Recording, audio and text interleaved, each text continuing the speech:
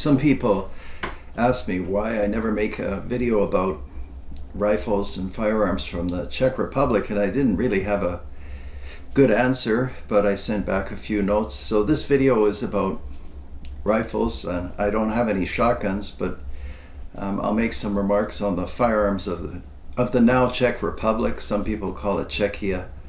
And I guess while I was growing up, it was always known as Czechoslovakia, which was, by way of background, the Czech Republic and Slovakia combined, and then they separated.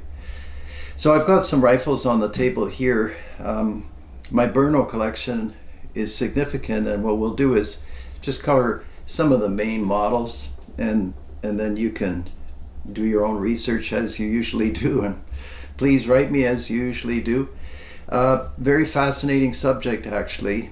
But before we begin, there were a few people that wrote me asking about the 6.5 Creedmoor, which has nothing to do with BRNO right now, although they make rifles in that caliber, and my 6.5 by 300 Weatherby. So I thought I'd put them on the table. You can see them right here. That's the Creedmoor on your left, and that's the 6.5 by 300 Weatherby on your right. And you can see some of the comments were that they're very similar. Well, they're both 6.5. Those bullets, you could pull one from one case and put it on the other, I suppose. The difference in velocity with a 140 grain bullet is about 600 or 700 feet per second to the advantage of the Weatherby on your right, which is like, I guess, over 2 football fields faster in the initial time frame of flight. So hopefully that kind of shows you they're totally different cartridges. And that's actually all I had to say on that. The cartridges speak for themselves. Getting back to BRNO, where to begin? I actually, quite often don't know as much as you do. I just cover a lot of ground because I'm so interested in guns all my life. I checked, when did BRNO, not the city, there's actually a city, BRNO, beautiful city in the Czech Republic. And a lot of the industry, arms industry, was there. I think they started in 1918. You could correct me. Made all kinds of things: tractors, cars, typewriters. I was surprised. You learn from reading, right? But as far as what's important to you for hunting rifles, they made Mauser 98s. They made rifles for the Wehrmacht. And what do I have on the table from that period? Almost nothing, except for this project rifle. I'm about the same as you guys. I start these projects. This one I didn't even start. I bought this. You can see it says VZ24, which was sort of a lighter and maybe faster, better 98K, or some people would say so. Beautiful action. And I pulled out the white, trying to make it visible for you, but you can see that it's clearly a VZ24 by BRNO. Wonderfully made action. I don't have a Rockwell hardness machine anymore, but the gunsmiths I've talked to have always said, they all say the same thing: it's a great action. And this is 6.5 by 55. It needs some work on the bolt handle. And this is kind of a zany stock, but I sort of like it. Somebody went to town with inletting, and anyway, there's always a lot more to these. Got a nice butt blades that, like, somebody had some knowledge who started to work on this. Having said all that, it's a pretty heavy barrel. Anyway, so that's kind of the start of the story. Mauser 98, and then VZ24 and others. I'll paint with a broad brush just because the industry is so big. And getting back to those first statements I made, I don't have any shotguns. BRNO made a beautiful sidelock shotgun that invariably is grossly undervalued because people don't know how great they are. Just fantastic. They made over and under rifles and shotguns. It's an entire industry. And unlike over here, in a lot of places in Europe, when they set up an industry, it stays there for hundreds of years, and there's an apprenticeship program. And there's kind of a built-in excellence and a knowledge base in the population. And BRNO is just exceptional. When I was like in my 20s, I always wanted to buy, 458s and 375 Holland and Hollands and 416 Rigby's, and invariably I would buy the BRNO 602. Great big. Anybody who hunts in Africa knows that massive action is about as good as it gets, and I think some of the British makers use the 602 for the high-end British guns. I don't have a 602 on the table, but we'll explore some or all of these over time. But this gives you sort of a broad sense of how exceptional these BRNO guns are. This is a model 600, and you can see the unusual trigger. This is kind of distinctive. There are probably other rifles, but it's a set trigger. So first off, it's a Mauser action, and there was a short action, which this is. It's a 308, and there was long action, 30-06 and all that. Some of them have a beautiful pop-up aperture sight built into the rear receiver bridge, and these receiver bridges are kind of like a double square bridge.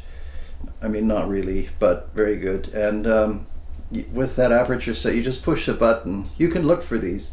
They're worth looking for, and the sight pops up, and that gives you a level of handiness you just don't get with the Williams and all the rest of the ones that are attached to the back of the action by one means or another. Anyhow, 600, excellent action.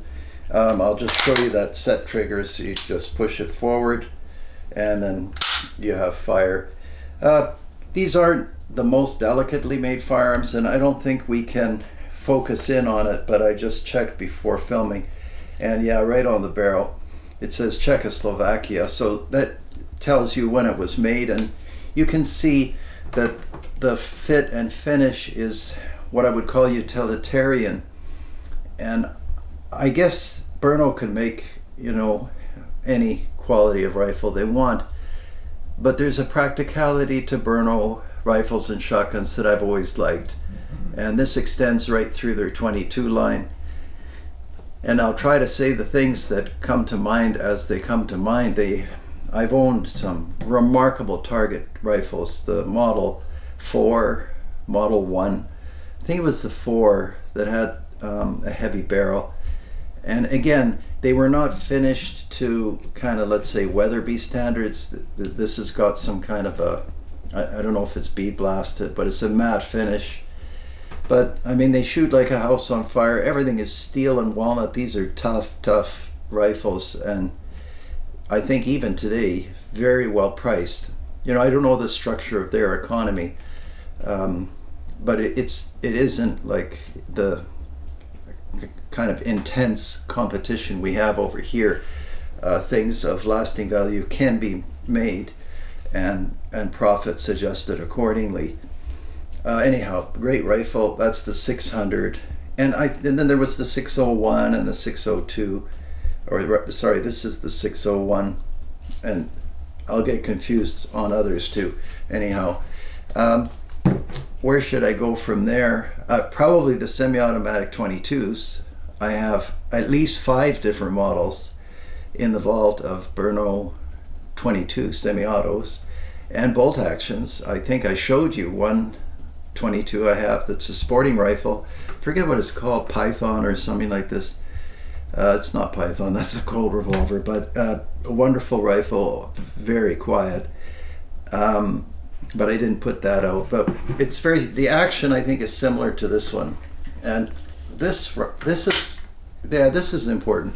So this is a 455, model 455, and you remember we made a video a long time ago where I picked the best bolt action 22, and I can't remember. We had a Winchester 52, and then we had a MAS 45. And those they're actually based, on designs that you sometimes run into from Germany pre-war. Anyway, people wrote and said, what are you talking about? The 455 BRNO is the best bolt action. And I mean, these things may well be the best. It's extremely accurate, very robust action. And people will tell you, you know, that they've shot 10,000 rounds. And I don't doubt that that's true. Fantastic bolt action 22. Would be hard to beat even today. We can't probably pick up the numbers. So then I was going through the vault, and you can see how well made everything is.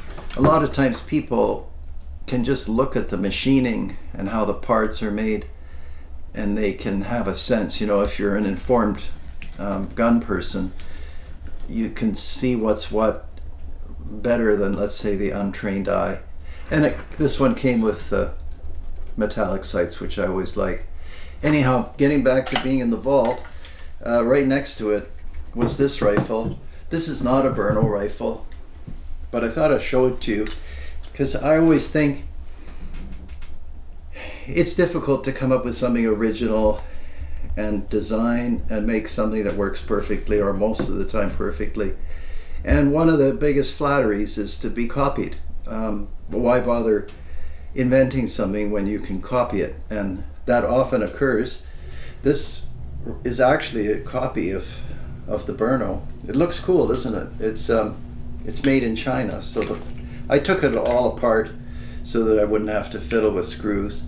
And what looks like a receiver, it's quite clever, is actually just a sheet metal housing. And it's actually fit and finished. And I routinely get excellent groups with this very unusual little 22. And the action, if you can remember what you just looked at a moment ago with that 455, it's the same action. In fact, the Chinese magazine is kind of better than this polymer one from the current model of the BRNO. And then just for fun, because I was getting ready to film, so you have to sit alone sometimes, I took the Chinese magazine and it fits perfectly in the BRNO. In other words, you can copy this rifle, you know, in a place far from BRNO and have an excellent shooter. It's a great rifle. And I kind of think that sheet metal middle action is kind of cool, although the thing sliced my finger open, something terrible, but that's another story. So there was the BRNO Model 21. People will say, how can you talk without talking about that? I had some of those. A full stock model 21 in 7x57 is one of the best bolt actions you can own. I don't own a ZG47, but for some reason I do own this assembly from a ZG47. And if you watch the video and then punch in ZG47, you'll see the safety. It's quite distinctive. It's rotary, and people just love the ZG47. It's also one of the best, along with the 21, actually along with all of their rifles. Anyhow, like I said, we're going to cover a lot of ground, so you kind of have to be patient with me. This is only one of the several excellent semi-automatics, and you can see the sculpting. You know, I don't know who designs, how their design teams come up with these receivers. This is a PPK, you know, like the Walther PPK, made in Czechoslovakia. No, it says made in Czech Republic, so this is a fairly recent product. There's a takedown screw there. And I had these in 22 in 17 HMR, and it was the only 17 HMR semi-auto that I had that worked perfectly. They balanced that sharp momentum of the 17 perfectly. Now you'll wonder what kind of magazine this is, and that's because this is actually 9mm. Just pop this open. You can see that is not a 22. And again, it's just a blowback, but works perfectly, very accurate. Actually, the most accurate of my 9mm semi-autos. I don't shoot it often enough; dust accumulates. But I have a couple of magazines. It's great. I go out with the Ruger, or this one, or a couple others. Kind of like this one the best. It's a steel receiver. Again, just beautifully made. I don't think we could produce these here. Maybe not many of them, because of labor and the structure of the economy here is different. So we'll set that aside. Then getting back to that 600 series, they switched over. I'm not sure if it was a really good idea. They may still make Mauser actions, depends who I listen to, but you'll probably run into these more often. I didn't know which one to pick up. This is the 557, and you can see the probably familiar receiver profile. There's always an indent here so that your rings don't move. And by the way, they make excellent rings for all of their firearms, steel. So this is a more familiar push feed kind of action. You can see the Sacco style ejector here. Nevertheless, it's still, I would say, superior to a lot of products because of the materials. The steel is as good as it ever was, and I don't get that plasticky feeling, if you know what I mean, with any of the BRNO products, or at least not yet. And I know that I just showed you a polymer magazine for the 22. This is an 8x57. Somebody took that front sight off. It's no big deal. Actually, I tried to put one on just before filming, but ran out of time. Does this have a set trigger? It does. So I've never fired this rifle. And stock design is good. I mean, this is that European hogsback style that is popular over in Europe, and some people like it a lot. But they make products, and some, for the North American market, and they'll often say it's the American, like something American. And for the people that shoot a lot of pistols, I was just handling a CZ75, and there have been some restructuring things going on over there over the decades, so it wasn't clear to me exactly what the name of the company, but it's that same arms industry of the Czech Republic, that's safe to say. Here's one that I've only seen, this one rifle. This is a 555. This one, I mean, they went to town with the design and machining. It's got everything. You can close a bolt, put it on safe, and the bolt is locked. You've seen this before on the Browning X-Bolt and a lot of guns. It's just somehow on this action, all those functionalities are captured very well. You just push this button and you can open the bolt. So I'm working a mechanism that can't fire, which is a great feature. And you can see even here, if you're familiar with milling operations, this one is really something else. No wonder they didn't make it very long, or I'm assuming they didn't. And it has the same, or similar receiver profile. I don't know if you can focus in on 455. And there's something about the steel on BRNOs. They have that glass hardness. It's, again, hard to describe unless you handle the rifle. But just magnificent. And this has that unique magazine. But rather than take it all apart, I thought I'll keep it together for now. And here's the magazine release here. And it kind of is not as big as it seems. I'll just set it on the table. So this one's been used a bit. A bore is like new. Anyhow, yeah, 555. Again, I'm probably missing a lot of guns, but the point was to introduce you to just a remarkable firearms making country. And if you're ever over there, definitely worth touring the factory if they let you, which I think they do. And the weapons themselves, or the rifles, whether it's military or civilian, or their shotguns, I think they're about as good as it gets. Anyway, rather than go on and on, I'll put that out to you, and I'm positive that there are going to be a lot of comments, because I frequently get letters about BRNOs. They come up. Some people call them BRNOs, which people from the Czech Republic wonder about. Anyhow, I hope that's interesting for you. I mean, you could literally collect solely on the basis of BRNO. Just, there are people who only buy those. And there's a semi-auto that I'll show you another time that's just made like a Swiss watch. It's a beautiful product.